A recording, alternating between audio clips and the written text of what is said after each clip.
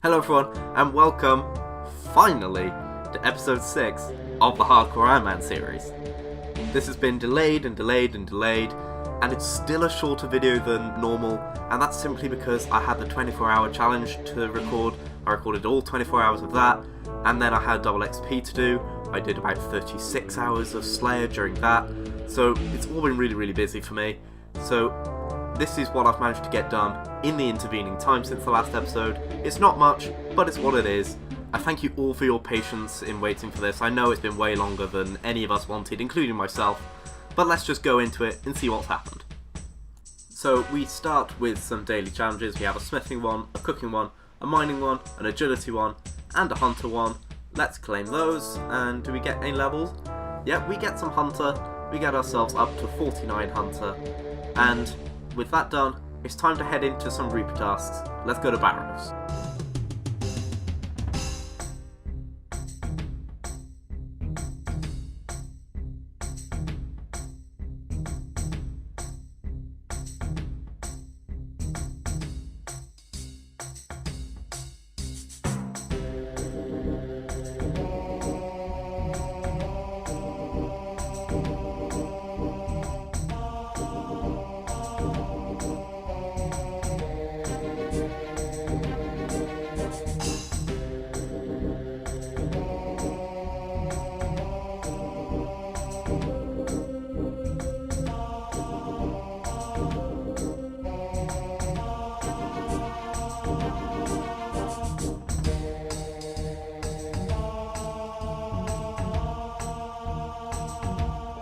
So that's a couple of Reaper tasks of Barrows done. We managed to get ourselves the Darrock Helm, as well as possibly the worst loot I've ever seen in a Barrows chest. But with that done, we managed to get ourselves 70 Divination, which means that we're able to go to the Hall of Memories and make our lives so much easier. I don't want to turn this video into a Hall of Memories tutorial, but for those who haven't been here, basically you fill up jars with memories, and then you can turn in the jars for an absolute ton of XP. It's way faster than training normally. Every now and then, these knowledge fragments will spawn, and they give an absolute ton of XP immediately, so catch them whenever you see them. I unlocked this pretty much just as double XP week was starting, and fortunately for me, that meant that the Core Hunters friend chat were doing a massive party, where basically I could sit here and do the best XP method in here, by 2-ticking on the Gothics memories, and that teamed with the knowledge fragments when they came up. I managed to get myself all the way up, 73 and then 74 divination. Using this, it now shouldn't be too bad to get myself up to level 80 for that invention requirement.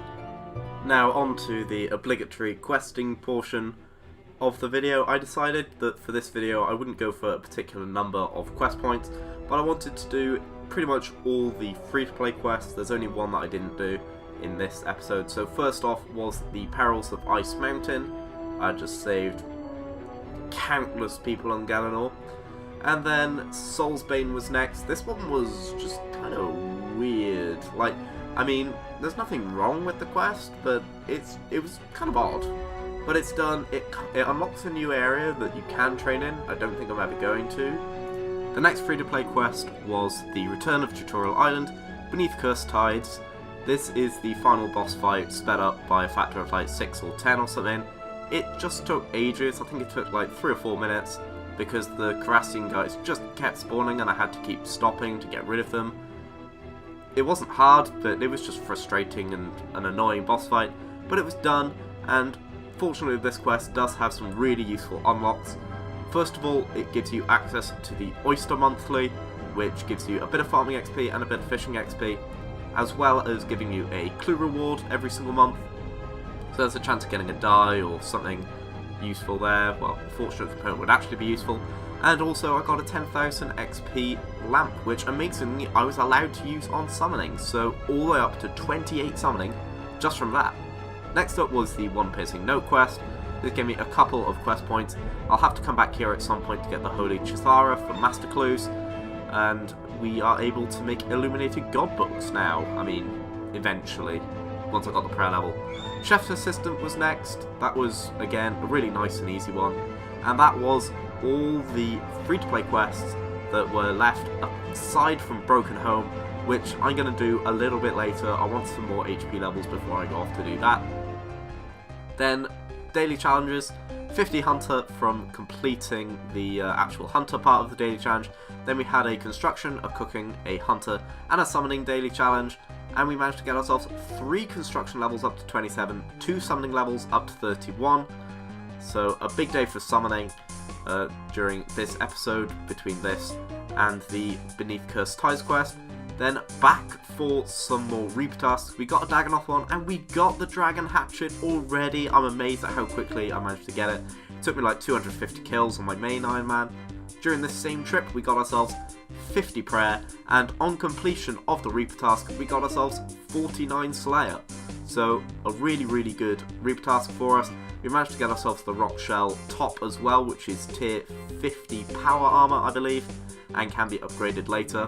We did some more Barrows, not necessarily on Reaper task all of this, but nothing new from any of them. Just letting you know that I carried on doing some Barrows. And then we were into double XP, so I had to do something a bit more AFK. So I went fishing. And this happened.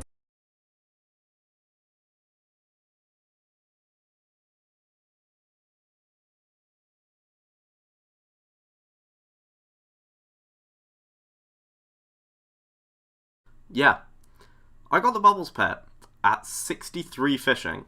Compare that to my main, I was on like level 104 fishing when I got Bubbles on there. So yeah, we got that very early. Hope that doesn't trigger too many people, but it happened. One last thing to show you before we wrap up this shorter episode of the Hardcore series. I managed to get 65 smithing.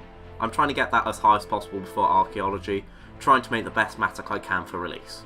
And that's it for this episode. I'm sorry it is a shorter one. As I've said before, I've been doing a lot of work on the 24-hour series and then on double XP, so I haven't actually been able to put that many hours into this account since the last episode.